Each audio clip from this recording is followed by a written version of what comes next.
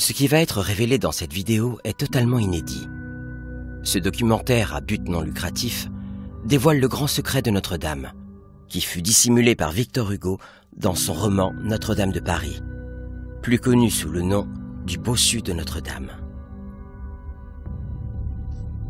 Parfois la vérité ne peut pas être dite, mieux vaut alors la murmurer. Car viendra un temps où les murmures seront entendus.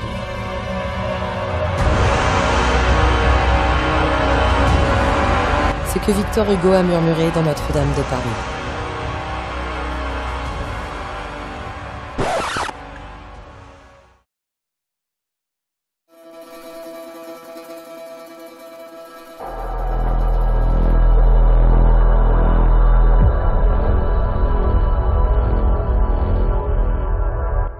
En 1831, lorsque Victor Hugo écrivait Notre-Dame de Paris, la France n'était pas une démocratie, et l'on ne pouvait pas dire ce que l'on voulait.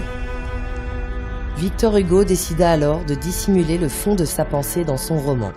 C'est le grand secret de Notre-Dame. Un secret dont la révélation lui aurait probablement coûté un exil prématuré. En effet, on oublie trop souvent que Victor Hugo a dû s'exiler pour survivre à la dictature de Napoléon III. Si Victor Hugo est un immense personnage, c'est autant pour ses œuvres littéraires qui sont des références de la culture occidentale que pour son combat politique en faveur des droits de l'homme et des idéaux démocratiques de 1789. Un combat qui lui valut de sérieux ennemis. Révéler le secret de Notre-Dame, c'est ouvrir la boîte de Pandore. Et bien que le roman soit mondialement connu, notamment à travers son adaptation cinématographique, Le bossu de Notre-Dame, le secret est toujours bien gardé. Et aujourd'hui encore, le public ignore que l'histoire du bossu Quasimodo et de la belle Esmeralda cache en réalité une toute autre histoire. Victor Hugo nous mettait sur la piste lorsqu'il disait « Mais il est peut-être d'autres lecteurs qui ont bien voulu, en lisant Notre-Dame de Paris, se plaire à démêler sous le roman autre chose que le roman, y à suivre le système de l'historien et le but de l'artiste. » Victor Hugo affirme clairement, dès le début de son livre, dans la préface, qu'il a agi comme un historien. Et c'est vrai que son histoire ressemble comme deux gouttes d'eau à la période historique du XVIe et du XVIIe siècle. Au cœur de cette période historique, on retrouve l'assassinat d'Henri IV et juste avant, les multiples tentatives d'assassinat d'Henri IV. Et dans le roman de Victor Hugo, on retrouve cette tentative d'assassinat de Phébus, qui est un noble, par Frollo, le prêtre catholique. Quel est ce secret que Victor Hugo n'a pu que nous murmurer? Quel est ce secret dont l'importance méritait un roman?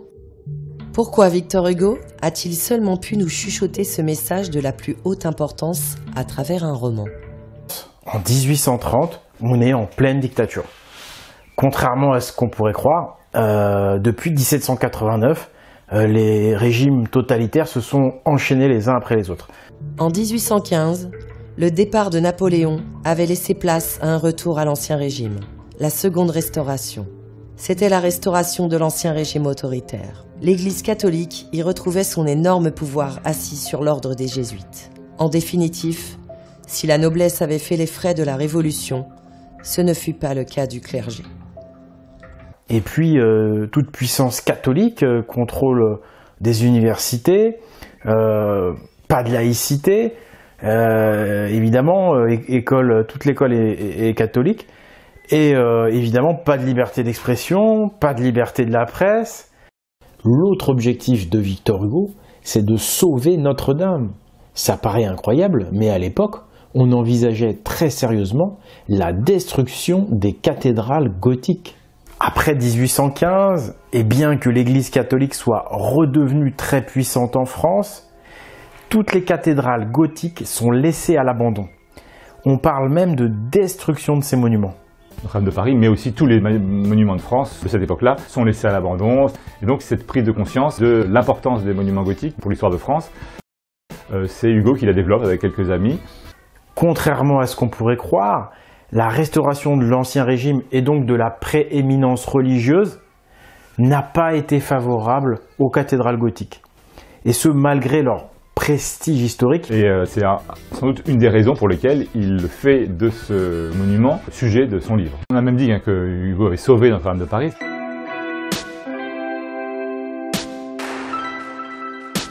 Ce patrimoine culturel, ces monuments historiques, ces livres de pierre étaient menacés de disparition, quoi. On voulait les détruire.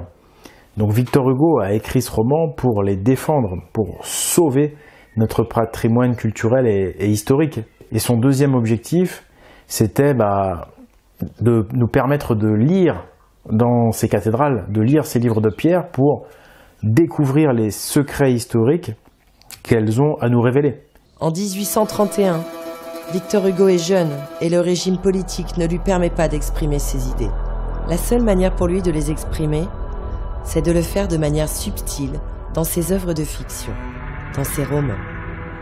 C'est dans cet état d'esprit qu'il écrivit Notre-Dame de Paris, un roman dans lequel il exprime sa volonté de transmettre sa pensée avec discrétion et subtilité. Mais il ne cacha cependant pas l'une des découvertes qu'il fit. Les cathédrales sont de véritables livres à lire, des livres de pierre. Quelle immortalité précaire que celle du manuscrit papier.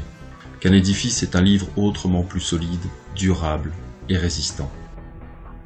Les monuments sont des livres de pierre. Hugo souligne ensuite le fait que les livres manuscrits finissent généralement brûlés, puis remplacés par d'autres livres écrits par les brûleurs eux-mêmes.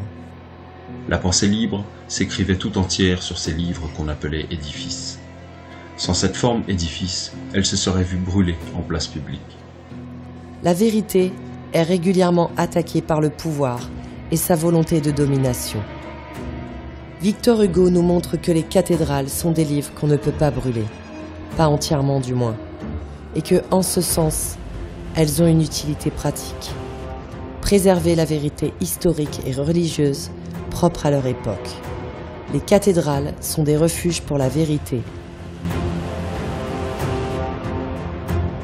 En voulait-on à la vérité en 2019, lorsque la belle Notre-Dame brûlait? Notre-Dame de Paris avait déjà été souillée et travestie sous les yeux de Victor Hugo lui-même. Choqué, l'auteur décida de la défendre en écrivant un livre en son honneur. Hugo nous dit en effet en introduction de son livre qu'il observa, gravé dans la pierre de la cathédrale, un mot d'alerte datant du Moyen-Âge. Un mot qui dénonçait les malheurs subis par l'édifice. Et quand il revint sur les lieux quelques années plus tard, il constata que le mot n'y était plus. Depuis, on a badigeonné ou gratté le mur, et l'inscription a disparu, car c'est ainsi qu'on agit depuis tantôt 200 ans avec les merveilleuses églises du Moyen-Âge. Les mutilations leur viennent de toutes parts, du dedans comme du dehors. Le prêtre les badigeonne, l'architecte les gratte. C'est sur ce mot d'alerte effacé qu'on a fait ce livre. Victor Hugo, février 1831. Ce mot effacé a été le déclic pour Victor Hugo, qui comprit que les mutilateurs tentaient d'occulter la vérité. Il décida alors de dissimuler la vérité dans son roman.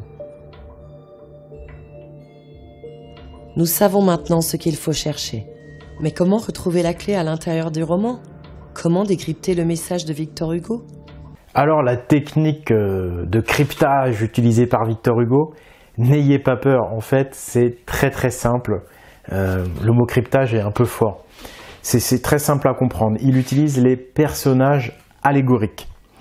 C'est-à-dire que chaque personnage de l'histoire du roman, Quasimodo, Esmeralda, etc., va représenter un courant de pensée, ou une religion, ou un ordre, ou une caste, vous voyez, un groupe d'individus avec des idées communes, etc. Et il en parle même dès le début de son histoire, où il fait jouer une pièce de théâtre, et il fait appeler les personnages de cette pièce de théâtre anodine du début. Il y en a un, il s'appelle clergé, l'autre s'appelle noblesse, l'autre il s'appelle paysan. Donc là, on comprend tout de suite. En fait, il nous met le pied à l'étrier pour comprendre sa technique. Et donc, il va falloir maintenant que nous, on devine qui est Quasimodo, qu'est-ce que représente Esmeralda. Et le plus simple à trouver, je crois, c'est Frollo, le prêtre catholique Frollo. Tout simplement, il représente, dans la véritable histoire, le clergé catholique. Claude Frollo, l'archidiacre catholique, On le retrouve au cœur de l'action quand, observant Esmeralda et Phébus, il surgit pour poignarder le noble capitaine.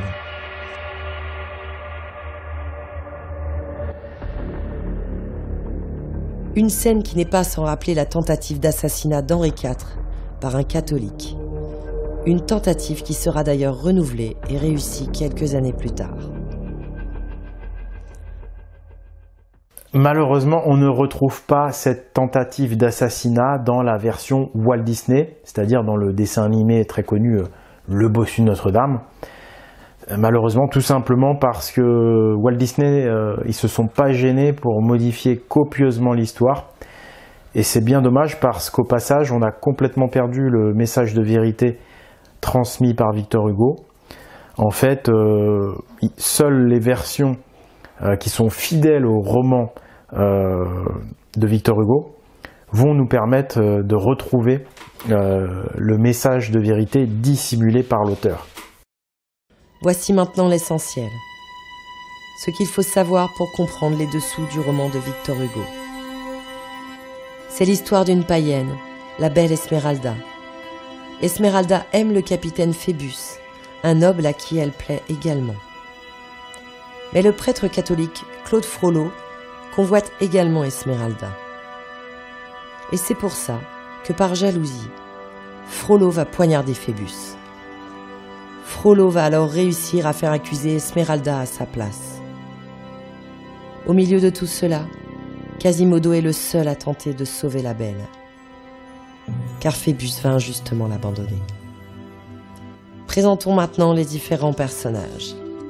Esmeralda, c'est une jeune bohémienne qui gagne sa vie en dansant dans les rues de Paris et sur le parvis de Notre-Dame. Elle vit avec les truands du royaume d'Argot. Remarquable par sa beauté, Esmeralda incarne l'innocence, la pureté et la noblesse d'âme. Mais les désirs et convoitises qu'elle suscite vont enclencher un engrenage qui lui coûtera la vie à la fin du roman. Esmeralda figure la cathédrale Notre-Dame. Elle habite le royaume d'Argot, un quartier de truands nommé ainsi par ses habitants. Ce nom, Argot, nous signifie l'art go ou art gothique, l'art des Goths. Esmeralda est adulée comme la Notre-Dame du quartier d'Argot. Toute sa tribu la tient en vénération singulière, comme une Notre-Dame. Livre 7, chapitre 2. C'est la façon de murmurer de Victor Hugo. Elle vit dans une petite chambre. Voûtée en ogive. Livre 2, chapitre 7. La voûte d'ogive est la marque de fabrique du style païen, du style gothique de Notre-Dame. C'est pourquoi Hugo l'a placée dans la chambre d'Esmeralda. Pourquoi Esmeralda vit-elle dans un quartier de truands? Parce que les païens étaient considérés comme des hors-la-loi sous l'Inquisition catholique, et parce qu'Esmeralda est païenne. Elle a refusé la confession. Voyez-vous la païenne. Quoique idolâtre et païenne, elle s'était mise à demander avec sanglots grâce aux dieux chrétiens. Le malheur d'Esmeralda est causé par l'amour impossible qu'elle éveille chez l'archidiacre chrétien de Notre-Dame, Claude Frollo, qu'elle craint et déteste. Mais Frollo la convoite avec insistance. Cette païenne est trop belle. Frollo, c'est le clergé chrétien qui veut s'accaparer la cathédrale Notre-Dame. Ce qu'ils réussiront à faire par la violence, par la folie de l'Inquisition, une période pendant laquelle tous les livres d'histoire seront brûlés, avant que les inquisiteurs ne réécrivent toute l'histoire pour faire croire que Notre-Dame est chrétienne. Esmeralda, la païenne bien trop belle, c'est la cathédrale gothique Notre-Dame.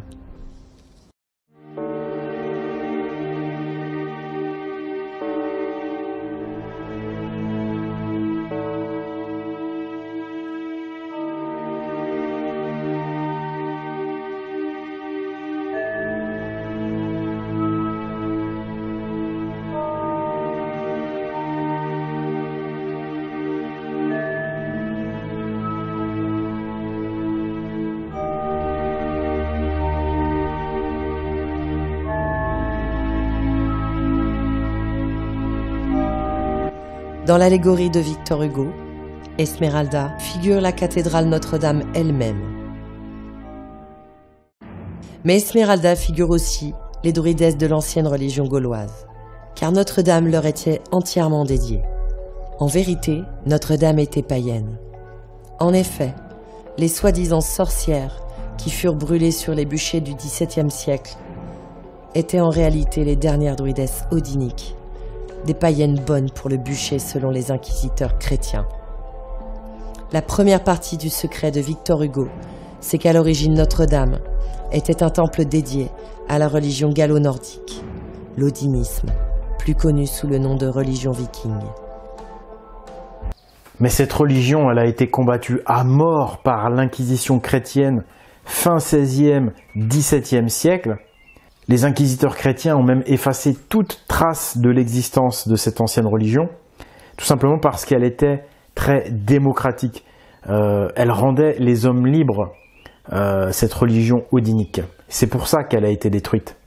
Et chacune de ces cathédrales Notre-Dame était dédiée à l'une de ces déesses odiniques. Et donc ces cathédrales étaient des porte-étendards de cette religion païenne. Et donc les chrétiens, à défaut de pouvoir détruire les cathédrales, se les sont appropriées pour leur propre compte. Et ça, ils ont pu le faire avec la guerre religieuse et ensuite par le lavage de cerveau de l'inquisition chrétienne, quoi. Le bossu de Notre-Dame, c'est Quasimodo.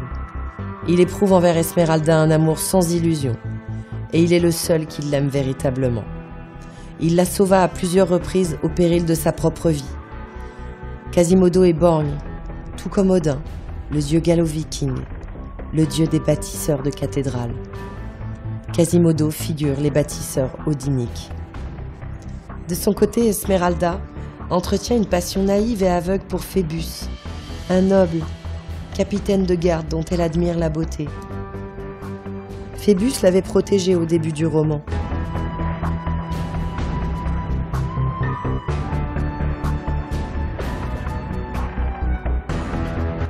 Mais elle sera finalement trahie par le noble qui l'abandonnera à son sort. Phébus, c'est la noblesse, la royauté française qui finira par trahir les odiniques en cessant de les protéger. Alors que tout le monde croit qu'Esmeralda est égyptienne, Esmeralda est en réalité la fille perdue d'une Gauloise de Reims. En effet, le roman dévoile qu'Esmeralda et Quasimodo ont été échangés dans leur berceau. Car Esmeralda a été enlevée par une bohémienne à sa vraie mère nommée Paquette.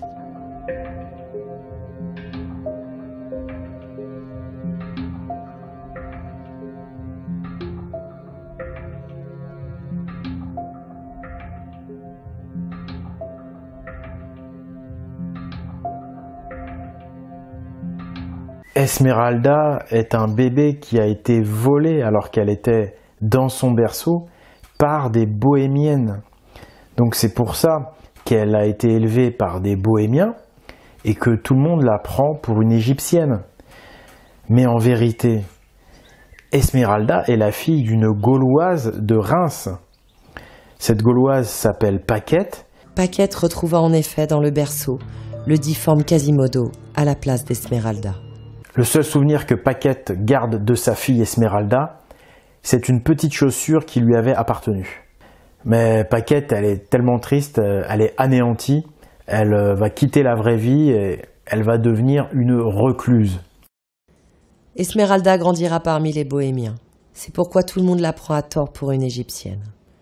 Victor Hugo nous montre ici comment l'identité de Notre-Dame a été usurpée. La cathédrale est une œuvre d'identité odinique et gauloise, mais elle a été volée par les bohémiens égyptiens, derrière qui on retrouve l'image du peuple hébreu venu d'Orient, ce peuple promu par l'Église catholique pour remplacer le peuple gaulois en tant que père de Notre-Dame. En réalité, Notre-Dame est purement occidentale. Elle est à la fois gauloise et nordique. Elle est issue du mariage entre les derniers Gaulois et les Vikings. Les Vikings étaient en réalité des guerriers païens, venus à la rescousse de leurs frères gaulois restés insoumis au christianisme. Les secrets de l'architecture gothique proviennent des écoles de druides odiniques. comme cela est démontré dans le livre Notre-Dame d'Odin, dans les écrits de Maurice Guignard et dans le film Templiers, Vikings et Cathédrales. Et comme Victor Hugo le confirme, Robert Senali, comparant Notre-Dame de Paris à ce fameux temple, tant réclamé par les anciens païens, trouvait la cathédrale gauloise plus excellente. Cet art magnifique que les Vandales avaient produit. Les Gallo-Vikings, aussi appelés les Goths, ont donné leur nom aux cathédrales gothiques. Et tout le drame du peuple français, c'est qu'il ignore complètement sa magnifique histoire, son histoire héroïque, son histoire de combattant de la liberté. Et si le peuple français ignore ses racines odiniques, c'est parce que les inquisiteurs chrétiens ont complètement falsifié son histoire.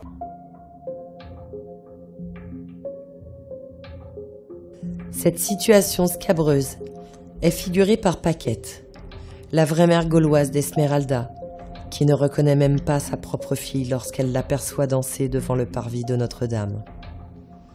Pire, Paquette est carrément Esmeralda, parce qu'elle la croit égyptienne et bohémienne. En effet, Paquette déteste les bohémiens, puisqu'elle s'est faite voler son bébé par une bohémienne.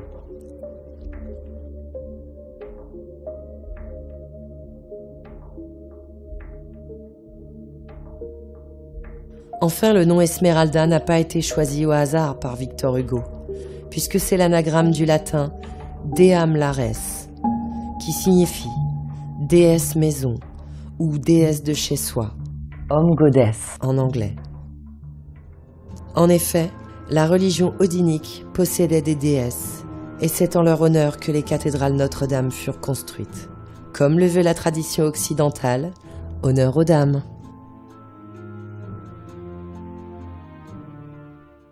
Claude Frollo. Claude Frollo est l'archidiacre de Notre-Dame. Mu par sa foi et son appétit de savoir, il se trouve déchiré entre son amour pour Dieu et la passion interdite qu'il voue à Esmeralda. Cette passion interdite va alors se transformer en haine. Frollo, c'est le clergé chrétien dont la foi est perturbée par la beauté de la cathédrale païenne. C'est la religion chrétienne qui vacille face à une telle supériorité exprimée aux yeux de tous. C'est le désir d'appropriation de Notre-Dame par le clergé romain. Et ils arriveront à le faire. La fameuse Inquisition du XVIIe siècle était une guerre religieuse maquillée en chasse aux sorcières. Les soi-disant sorcières étaient des druidesses odiniques. Les femmes prêtres n'existaient d'ailleurs que dans la religion païenne. Esmeralda est persécutée et subit l'un des fameux procès en sorcellerie. On va alors la torturer pour la faire avouer. Le tout après un procès grotesque où la preuve ultime qui démontre qu'Esmeralda serait une sorcière, c'est qu'elle possède une chèvre. Et comme la chèvre a des cornes, comme le diable, cela signifie qu'Esmeralda commerce avec le diable. Fille bohème, vous serez pendue et étranglée au gibet de la ville, et votre chèvre pareillement, en réparation des crimes de sorcellerie. Dans le but de s'approprier les cathédrales Notre-Dame, sachant que le monothéisme chrétien est totalement dépourvu de culte envers une femme, eh bien les inquisiteurs chrétiens ont inventé un nouveau culte, le culte de la Vierge Marie. Un culte qui n'existe pas dans la Bible. Et pour faire avaler ces couleuvres, les inquisiteurs n'ont rien trouvé de mieux que la chasse aux sorcières et aux sorciers, qui était en fait la chasse aux odiniques. Et ça a été un véritable holocauste. Au XVIIe siècle, on estime à 1 million le nombre d'odiniques qui ont été exécutés en Occident. La plupart sur des bûchers. Dans le roman, cette extermination est figurée par la mise à mort des habitants du royaume d'Argo lorsqu'ils tentent de sauver Esmeralda, et par la persécution d'Esmeralda par Frollo. La belle va finir pendue. Quasimodo ne se remettra pas de la mort de sa bien-aimée et mourra de tristesse dans les bras du cadavre d'Esmeralda, à Montfaucon, la place des pendus de Paris. Ce génocide des Odiniques est la seconde partie du secret qui en compte 3. Pourquoi toutes ces pendaisons? Parce qu'Odin est le dieu des pendus. Quasimodo. C'est le carillonneur de Notre-Dame. Il ne sort quasiment jamais de la cathédrale avec qui il ne fait qu'un. Il est borgne comme le dieu Odin. Il est sourd et il ne communique que par le langage des signes, comme la cathédrale qui ne nous parle qu'avec des signes odiniques. Quasimodo, c'est Odin, dont tous les livres ont été brûlés, et qui ne nous parle plus qu'à travers le signe des cathédrales. Quasimodo vit dans les combles, là où se trouvait le plus de signes odiniques. Les runes étaient gravées sur la charpente qui partit en fumée le 15 avril 2019.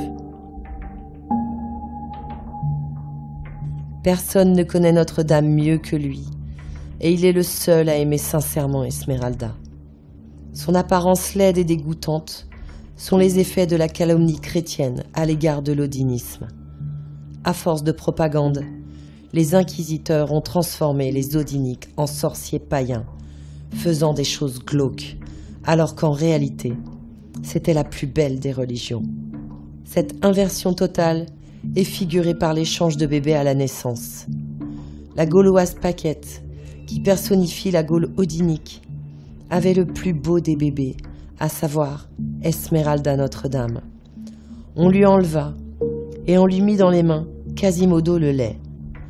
C'est-à-dire qu'on a accusé la Gaule de ne posséder qu'une religion glauque, le paganisme, après lui avoir volé Notre-Dame pour l'offrir à une religion étrangère, le christianisme. Quasimodo est boiteux. C'est un signe de reconnaissance des anciens enchanteurs. Enfin, venons-en au mythe principal de l'odinisme. C'est Odin qui resta pendu par les pieds à l'arbre sacré pendant 9 nuits, et ce afin de comprendre les runes. Odin est le dieu pendu ou suspendu. Or, Quasimodo se retrouve très souvent suspendu. Au chapitre 3 du livre 4, Victor Hugo suspend Quasimodo par les pieds à Notre-Dame, dont la flèche, qui n'est pas faite en bois pour rien, figure l'arbre sacré. Quasimodo s'accrocha machinalement à la corde des 2 tours et s'y pendit, se balançant avec fureur au bout d'une corde. Odin est suspendu à l'arbre sacré. Et Quasimodo, en tant que carillonneur, il est lui aussi pendu le plus clair de son temps. Donc Quasimodo se pend à la cathédrale, dont la flèche figure l'arbre sacré. Parce que la flèche, elle est faite en bois, et c'est pas pour rien. C'est parce qu'elle figure l'arbre sacré de la religion odinique. Et rappelez-vous la charpente de Notre-Dame qui a brûlé, on l'appelait la forêt. Vous voyez, il y a un lien avec l'arbre. La flèche représente bien l'arbre. Donc, quand Quasimodo se pend à la cathédrale, c'est comme Odin qui se pend à l'arbre sacré. Odin est aussi connu pour être accompagné de 2 corbeaux. C'était Quasimodo, dénichant les corbeaux. Odin est connu pour chevaucher un cheval volant. Quasimodo éperonnait la cloche de ses 2 talons. C'était un rêve, un tourbillon, une tempête, le vertige à cheval sur le bruit, un esprit cramponné à une croupe volante. On dit que chevaucher ce cheval dans les airs revient à être suspendu en haut de l'arbre sacré. En effet, l'arbre sacré s'appelle Yggdrasil, qui signifie destrier d'Odin. C'est-à-dire que l'étrier du cheval a la même fonction que la boucle de la corde, car il maintient l'homme suspendu en l'air. À un autre moment du roman, Phébus dit à Quasimodo qui se pendait à son cheval. « Pourquoi te pends-tu au chanfrein de mon destrier? Est-ce que tu prends mon cheval pour une potence ?» Victor Hugo conclut. L'Égypte aurait pris Quasimodo pour le dieu de ce temps. Mais le Moyen-Âge chrétien l'en croyait être le démon. Il en était l'âme. À tel point que pour ceux qui savent que Quasimodo a vraiment existé, Notre-Dame est aujourd'hui déserte, inanimée, morte. On sent qu'il y a quelque chose de disparu. Ce corps immense est vide, l'esprit l'a quitté.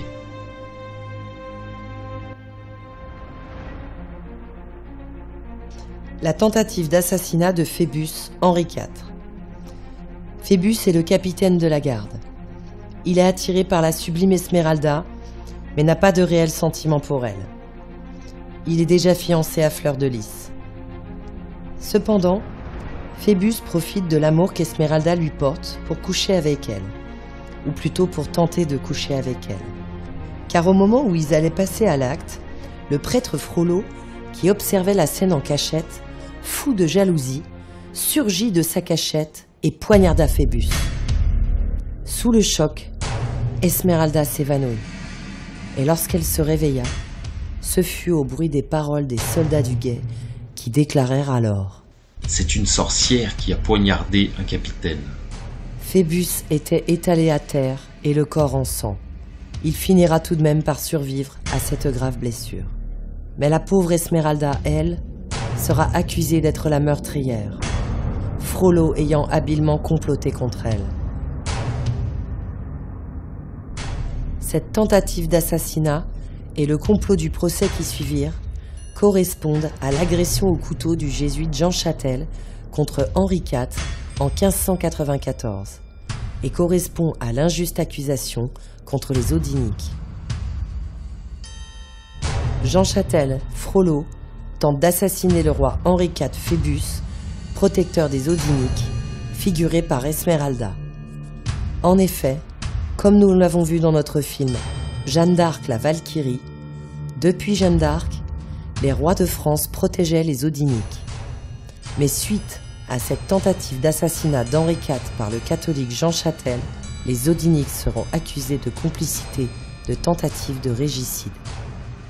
C'est suite à une enquête sous influence catholique que Jean Guignard, le grand patron des Odiniques, va être accusé de complicité dans cette tentative de régicide. Ils se sont servis de la relation supposée entre Jean Châtel et Jean Guignard pour accuser Guignard, qui était le grand maître de la loge odinique de Chartres.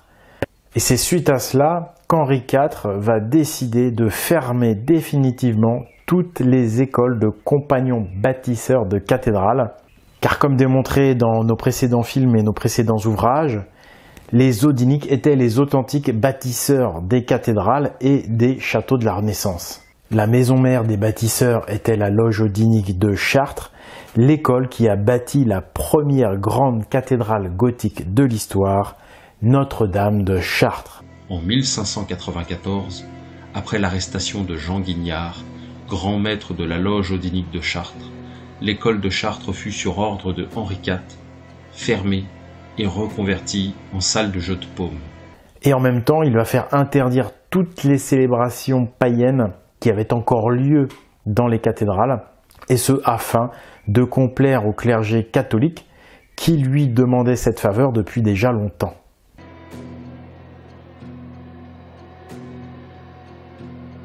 Le prêtre catholique Frollo a réussi à faire accuser Esmeralda pour son propre crime.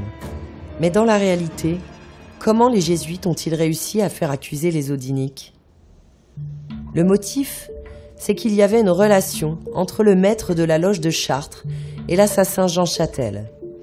Pourtant, le seul lien entre ces deux hommes était bien mince. Ils fréquentaient tous deux la bibliothèque du collège de Clermont. Et cela suffit pour pendre Jean Guichard et fermer toutes les loges de bâtisseurs. Alors Jean Guignard, il était simplement bibliothécaire au collège jésuite de Clermont.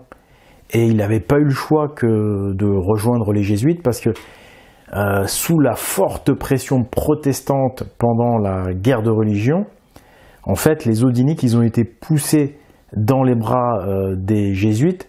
Les jésuites leur ont offert entre guillemets une protection, mais bon, c'était une protection forcée en fait, c'était une protection soumission, parce que du coup les Odiniques se retrouvaient sous l'autorité du pape de Rome et n'avaient plus aucun droit, aucun pouvoir sur eux-mêmes. Exactement comme Quasimodo est sous l'autorité de Frollo. De jour en jour, les Odiniques voyaient leur influence et leurs droits diminuer. Les catholiques souhaitaient tout simplement éliminer les Odiniques, mais ils souhaitaient avant cela extraire un maximum de savoir. Ils souhaitaient récupérer les connaissances odiniques, les connaissances des bâtisseurs notamment. Et donc c'est pour ça qu'ils ont fait cette période transitoire où ils ont gardé les odiniques sous leurs pattes en espérant leur gratter des connaissances, ce qu'ils n'ont pas réussi. Et ça c'est figuré dans le roman par Frollo et un roi, Louis je sais plus combien, qui torture un païen parce qu'ils veulent le faire parler, parce que le païen veut pas leur donner ses secrets, que ce soit les secrets des plantes ou autres. Les odiniques avaient énormément de connaissances, et donc Frollo le fait torturer pour le faire parler, pour obtenir ces connaissances-là. La troisième partie du secret de Victor Hugo, c'est la révélation du complot contre les bâtisseurs de cathédrales, contre les païens odiniques.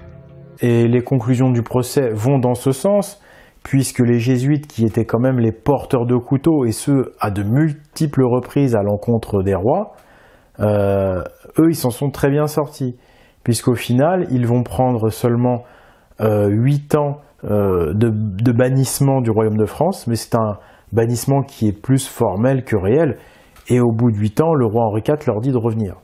Alors que les loges odiniques, elles ont toujours pas été rouvertes. Et Jean Guignard, il a fini pendu et brûlé. Il est évident que Henri IV était sous la pression du pape de Rome. Vous savez maintenant que la tentative d'assassinat d'Henri IV en 1594 est la cause de la fermeture des fameuses maçonneries opératives. Les loges maçonniques opératives sont reconnues comme étant les authentiques loges de bâtisseurs de cathédrales. Dans l'histoire de l'architecture, comme dans celle de la franc-maçonnerie, on sait que les loges opératives ont fermé à cette période de l'histoire, sans savoir exactement quand, et sans jamais nous expliquer ni pourquoi, ni comment ces loges ont arrêté d'exister. Cette partie de l'histoire a été effacée, car elle dévoile implicitement une partie du grand secret. On comprend pourquoi l'histoire des maçons opératifs est occultée. C'est parce qu'elle montre comment les francs-maçons modernes ne sont pas les héritiers des bâtisseurs de cathédrales. Avec cette divulgation, c'est toute l'histoire de la franc-maçonnerie qui s'éclaire enfin. On comprend pourquoi les francs-maçons spéculatifs modernes, qui sont soit athées, soit judéo-chrétiens, n'ont rien à voir avec les authentiques bâtisseurs de cathédrales qui, eux, ne sont ni athées ni judéo-chrétiens, mais odiniques.